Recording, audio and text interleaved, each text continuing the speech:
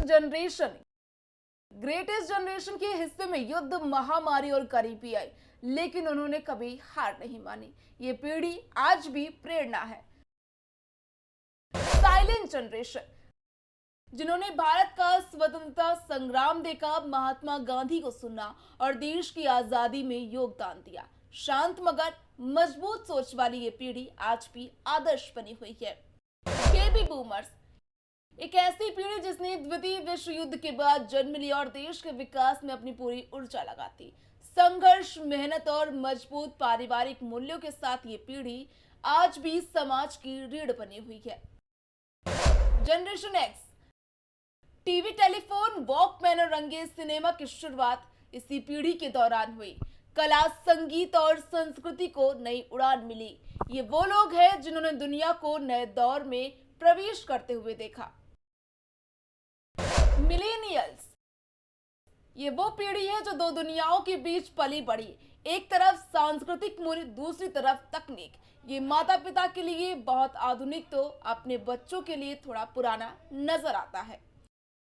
जेन ज़ी, इस पीढ़ी के लोगों को मोबाइल जनरेशन कहा जाए तो कहना गलत नहीं होगा। ये सोशल मीडिया पर ट्रेंड बनाते हैं और वीडियो गेम्स में वर्चुअल दुनिया बसाते हैं। और आज नेपाल में हो रहे भ्रष्टाचार विरोधी आंदोलन में यही जेन ज़ी सड़कों पर है। जनरेशन अल्फा, ये वो बच्चे हैं जो पैदा होते हैं स्मार्टफोन और टैबलेट के साथ बड़े हो रहे हैं।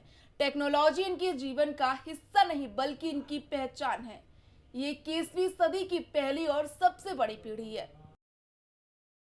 जनरेशन बीटा, अभी ये नवजात हैं, लेकिन भविष्य में यही पीढ़ी दुनिया की दिशा को तय करेगी।